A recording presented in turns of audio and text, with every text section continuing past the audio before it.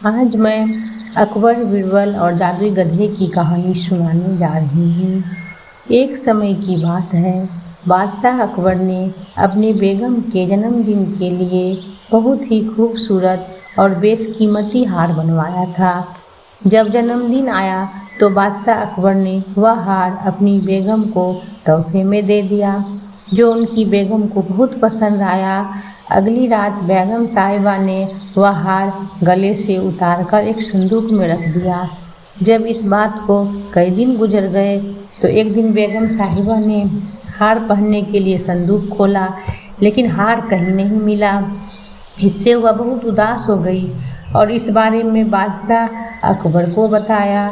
इस बारे में पता चलते ही बादशाह अकबर ने अपने सैनिकों को हार ढूंढने का आदेश दिया, लेकिन हार कहीं नहीं मिला। इससे अकबर को यकीन हो गया कि बेगम का हार चोरी हो गया है। फिर अकबर ने बीरबल को महल में आने के लिए बुलावा भेजा। जब बीरबल आया तो अकबर ने सारी बात बताई और हार को खोज निकालने की जिम्मेदारी उसे सौंप दी। बीरबल ने समय व्यर्थ किए बिना ही राजमहल में काम करने वाले सभी लोगों को दरबार में आने के लिए आदेश भिजवाया। थोड़ी ही देर में दरबार लग गया।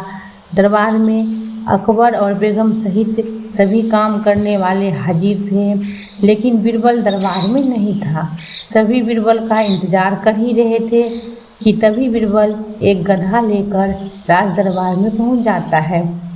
देर से दरबार में आने के लिए बीरबल बादशाह अकबर से माफ़ी मांगता है। सभी सोचने लगते हैं कि बीरबल गधे को लेकर राज दरबार में क्यों आया है। फिर बीरबल बताता है कि यह गधा उसका दोस्त है और उसके पास जादुई शक्ति है। यह शाही हार चुराने वाले का नाम बता सकता है। इसके बाद बीरबल जादुई गधे को सबसे नज़दीक वाले कमरे में ले जाकर बांध देता है और कहता है कि सभी एक एक करके कमरे में जाएं और गधे की पूंछ पकड़कर चिल्लाएं, जहां अपना मैंने चोरी नहीं की है। साथ ही बीरबल कहता है कि आप सभी की आवाज़ दरबार तक आनी चाहिए। सभी की पूंछ पकड़कर चिल्लाने के बाद आखिर में गधा बताएगा कि चोरी किसने की है। इसके बाद सभी कमरे के बाहर एक लाइन में खड़े हो गए और एक एक करके सभी ने कमरे में जाना शुरू कर दिया। जो भी कमरे के अंदर जाता तो पूंछ पकड़कर चिल्लाना शुरू कर देता, जहां पना मैंने चोरी नहीं की है।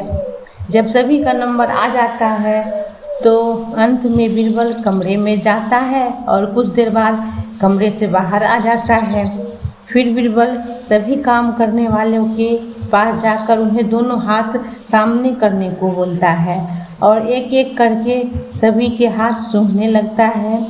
बीरबल की इस हरकत को देखकर सभी हैरान हो जाते हैं।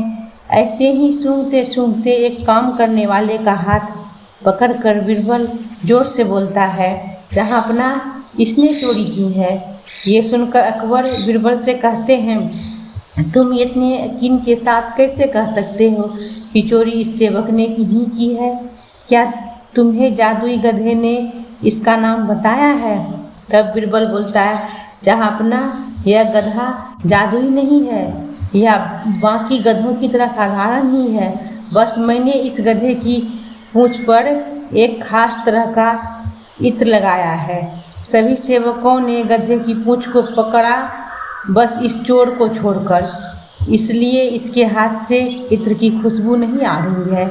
फिर चोर को पकड़ लिया गया और उससे चोरी के सभी सामान के साथ ही बेगम का हार भी बरामद कर लिया गया। बीरबल की इस अक्लमंदी की सभी ने सराहना की और बेगम ने खुश होकर बादशाह अकबर से उसे उपहार भी दिलवाया। इस कहानी से यही सीख मिलती है कि बुरे काम को कितना भी छुपाने की कोशिश करो, एक दिन सबको पता चल ही जाता है। इसलिए बुरे काम नहीं करने चाहिए।